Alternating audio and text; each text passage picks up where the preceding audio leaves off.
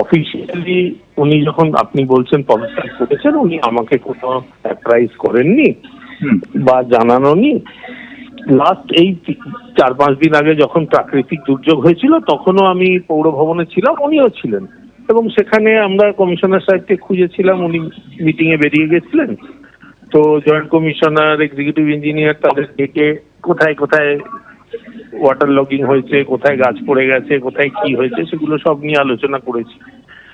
তো সেই জায়গায় উনি আজকে ওনার মেয়রশিপ থেকে পদত্যাগ করেছেন। মাসিক মিটিং আমাদের ডাকার কথা, কিন্তু যে কোনো কারণেই হয়ে ওঠেনি। তারপরে নতুন কমিশনার এসছেন, আমি জয়েন্ট কমিশনারকেও বলেছিলাম যে নতুন কমিশনারকে বলবেন আমার সঙ্গে একটা টাইম করে দেখা করতে, উনিও যখন টাইম দেবেন আমিও থাকবো, দেখা করব। তো সেটাও হয়ে ওঠেনি, ওনার টাইম হয়নি। উনি কাউন্সিলর হিসেবে নিশ্চয়ই কাজ দেখবেন ওনার ওয়ার্ডে, আর বাকিটা তো সবটাই ওভারঅল কমিশনার নিজে দেখছেন। হ্যাঁ, নির্বাচিত বোর্ড, মেয়র চলে যাওয়া মানে তার মেয়র ইন কাউন্সিলরাও অটোমেটিক ডিফাঙ্ক্ট হয়ে গেল। বিধাননগর পুর নিগমের মেয়র পদে ইস্তফা দেওয়ার পর পুর নিগম গঙ্গা জল দিয়ে শুদ্ধিকরণ করলেন বিজেপি কর্মী। কৃষ্ণা চক্রবর্তীর বিরুদ্ধে উগরে দিলেন ক্ষোভ।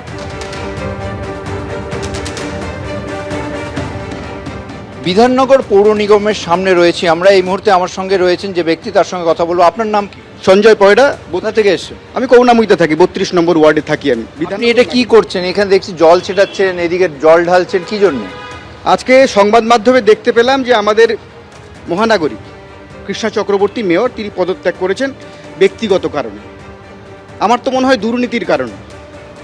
সবকটা পৌর মাতা, পৌর পিতা যারা এখানে ছিল, সবকটা চুরি করে, রিগিং করে, ছাপ্পা করে, লুট করে 3টের পর কাউন্সিলর হয়েছে।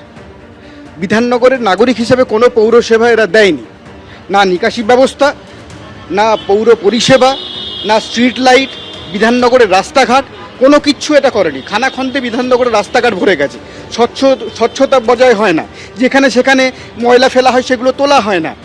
এখানে ফুটপাত জবরদখল হয়ে যাচ্ছে। সাধারণ পথ চলতি মানুষ যারা পথচারী, তারা ফুটপাত না পেয়ে মাঝ রাস্তায় হেঁটে। আপনি এখানে কি করছেন এখন? এটা গঙ্গা জল দিয়ে এই বিধাননগর পৌর নিগম, বিধাননগর মিউনিসিপ্যাল কর্পোরেশন এটাকে ধুয়ে দিলাম গঙ্গা জল দিয়ে, কারণ এখানে যারা বসছিল সব পাপে ভরে গেছিল। সুতরাং তাদেরকে শুদ্ধিকরণ করার জন্য গঙ্গা জল বাড়ি থেকে নিয়ে এলাম, গঙ্গা জল দিয়ে বিধাননগর পৌর নিগমকে ধুয়ে শুদ্ধিকরণ করলাম। গঙ্গা জল দিয়ে বিধাননগর পৌর নিগমকে শুদ্ধিকরণ করছেন তিনি। তার বক্তব্য যে এইখানে যে মহানাগরিক মেয়র কৃষ্ণা চক্রবর্তী পদত্যাগ করেছেন, তার বক্তব্য যে তারা প্রত্যেকে দুর্নীতিগ্রস্ত ছিল এবং এই পৌর ভবনকে শুদ্ধ করার জন্য গঙ্গা জল দিয়ে তিনি এখানে, আমার সহকর্মী দেখাচ্ছে সেই দৃশ্য দেখতে পাচ্ছ, যে এইখানে সিঁড়ি দিয়ে একের পর এক সিঁড়ি তিনি গঙ্গা জল ঢেলে এখানে তিনি শুদ্ধিকরণ করছেন।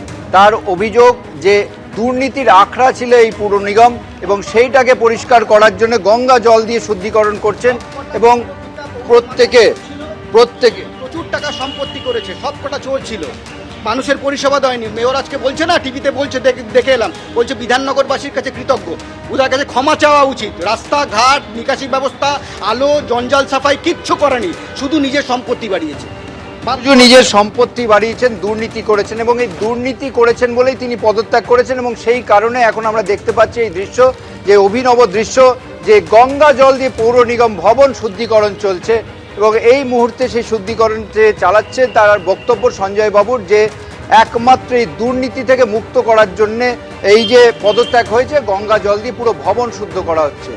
ক্যামেরায় তরুণ বিশ্বাসের সঙ্গে ঝিলম করঞ্জাই, এবিপি আনন্দ, বিধাননগর। পদত্যাগ এতদিন ছিলেন কি করে গদিতে? বোঝেন টাকার গদিতে ছিলেন, তো ছেড়ে যেতে মায়া লাগছিল। ওনার গদিটা কিন্তু টাকার গদি। প্রত্যেকটা পৌরপিতা, পৌরমাতা এবং আমাদের মেয়র এরা টাকার গদিতে ছিলেন, তো মায়া লাগে না ছাড়তে? ওনার 18-19টা প্রপার্টি এখানে আস্তে আস্তে আমরা লিপিবদ্ধ করে ফেলেছি। ওখানে গেস্ট হাউস কোথায় কোথায় চলছে ম্যাডামের আমরা জেনে ফেলেছি। তাই জেনে ফেলার পরে তো সবার কাছে একটু জেনে গেলে ওনার লজ্জা লাগছে। এখন উনি এই লজ্জা রেখে ঢাকতে পারছেন না, তাই উনি পর্দার আড়ালে গেছেন। এবার কি হবে? পৌরপিতা, পৌরমাতা এবং এখন মেয়রহীন বিধাননগর পৌরসভা, কমিশনারকে জানাবো, নগর উন্নয়ন দপ্তরকে জানাবো বিধাননগর পৌরসভার যত তাড়াতাড়ি সম্ভব অ্যাডমিনিস্ট্রেটর বসাতে এবং যত তাড়াতাড়ি সম্ভব নির্বাচন ডাক। এবিপি আনন্দ, এগিয়ে থাকে, এগিয়ে রাখে। Thank you.